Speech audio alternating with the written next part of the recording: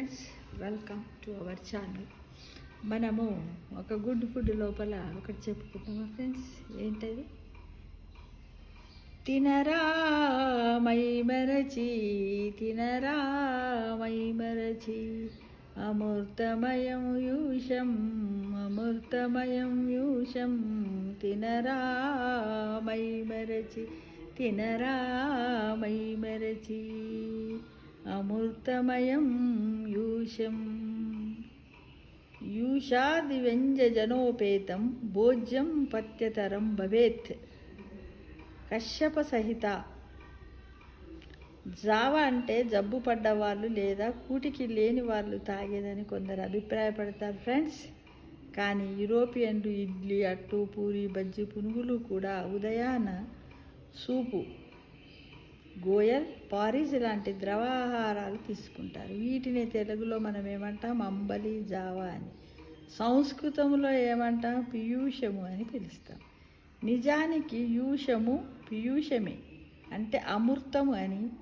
వరి, గోధుమ, జొన్న, రాగి, బార్లీ, సగ్గుబియ్యం లాంటి ధాన్యాల్లో మూలికలు కలిపి కాచినది జావా. పెసరు, కంది, మినుము, శనగ, ఉరువ లాంటి పప్పు ధాన్యాలలో కూరగాయ ముక్కలు, మూలికలు కలిపి కాచినది కట్టు. పప్పు కట్టు అనే మాట ఎక్కువ వాడుకలో ఉంది. గరిటె జారుగా ఉంటే యూష, మధ్యస్థంగా ఉంటే యావాగు, పలుచగా ఉంటే పేయ అని దీనిని 3 రకాలుగా వండుతారు. యూషము అన్ని వ్యాధుల్లోనూ మేలు చేసేదిగా ఉంటుందని కశ్యప సంహిత అనే ఆయుర్వేద గ్రంథం చెబుతుంది ఫ్రెండ్స్. మనము తీసుకున్న ఆహార పదార్థాలన్నీ యూషం అంటే ద్రవావస్థలోకి తెస్తుంది కదా. ఇవి ఏంటంటే నేతితో వండుతారు, నూనె పదార్థాలతోనూ, వేడి నీటితోనూ. వీటిని ఏం చేస్తారంటే నేతితో వండినవి ఎక్కువగా తిన్నప్పుడు వేడి నీటిని, నూనె పదార్థాలు ఎక్కువగా తిన్నప్పుడు యూషాన్ని తీసుకోవాలని ఈ గ్రంథం సూచించింది. ఆ గ్రంథం పేరు ఏంటిది ఫ్రెండ్స్?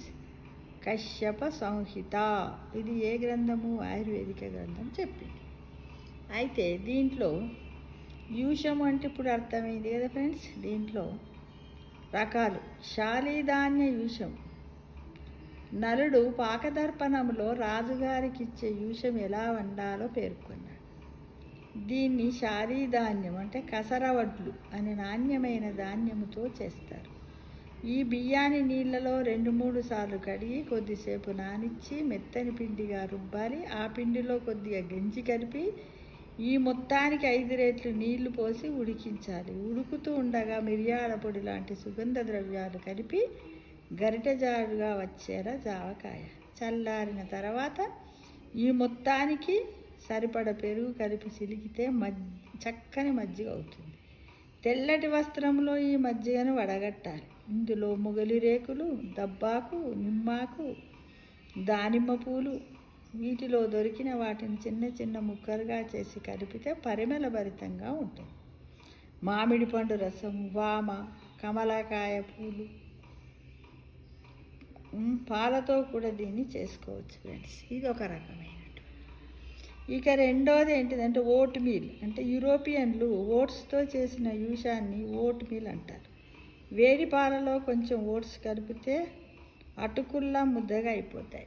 దాన్ని మిక్సీ పట్టి నీళ్లు కలిపి సుగంధ ద్రవ్యాలు చేసి గరిటె జారుగా కాచిన జావా అన్నమాట, ఓట్ మిల్క్. తర్వాత మూడోది ఏంది? మూలక యూషం. మూలకం అంటే ఏంది? ముల్లంగి ముక్కలుగా తరిగి నీళ్ళలో మెత్తగా ఉడికించి ముద్దగా చేసి నెయ్యి వేసి వేయించి మిరియాలు, జీలకర్ర, ధనియాల పొడి ఇవన్నీ కలిపి తగినన్ని నీళ్లు పోసి చిక్కగా కాచిన జావ. ఇది ఏంటిదంటే దీంట్లో క్యారెట్, కీర ఏదైనా తీపి ఉన్నటువంటి ముక్కలను కూడా కలిపి నములుతూ తాగితే ఎక్కువ పోషకాలు ఉంటాయి. నోట్లోంచి అధికంగా నీళ్ళు ఊరడం అంటే సెలైవా, లాలాజలము ఊరుతుంది. ఇక స్థూలకాయము, అజీర్తి, ఉపశమ రోగులకు ఇది మంచిగా పనిచేస్తుంది. ఏది? మూలక యూషం. ఇకపోతే చవనక యూషం.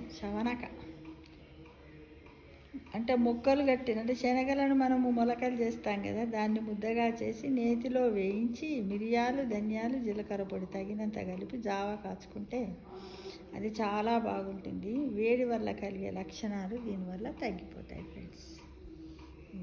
ఇంకొకటి ఏంటంటే ముద్గయూషం, అంటే మొలకెత్తిన పెసర్లతో పైన చెప్పినట్టే జావ కాచి తాగితే కఫము తగ్గుతుంది. కఫం అంటే జలుబు, దగ్గు, ఆయాసం, కొద్దిమంది ఉంటారు కదా ఉబసం వ్యాధులు ఉంటారు పెద్ద మనుషులు, అది తగ్గుతుందట. దాంట్లో దానిమ్మ గింజలు కలుపుకొని నములుతూ తాగితే రుచిగా ఉంటుందంట, గుణవంతంగా కూడా ఉంటుందంట. అన్ని రకాల ధాన్యాలతో, పప్పు ధాన్యాలతో కూడా ఈ ముద్గయూషాన్ని తయారు చేసుకోవచ్చట ఫ్రెండ్స్. కాబట్టి వనమూలికలు కూడా ఇందులో వేసి మనం కాసి తాగినట్టయితే ఔషధ ప్రయోజనం నెరవేరుతుందని మనకు ఈ అమృతమయము యూషం అంటే ఏమిటో మనకు తెలియజేశారు. ఇప్పుడేమి తినరా మై మరచి అమృతమయము యూషం, తినరా మై మరచి అమృతమయ యూషం గురించి మనం చక్కగా తెలుసుకున్నాం కదా ఫ్రెండ్స్ కదా. ఓకేనా? ఇందులో ఏ ఒక్కటైనా ఎప్పుడైనా మీకు అవకాశం దొరికితే, ఓపిక ఉన్నట్టయితే ఒక్కటి చేసుకొని తిందామా మరి. తిని టేస్ట్ ఎలా ఉందో కామెంట్లో పెట్టండి ఫ్రెండ్స్. Thank you.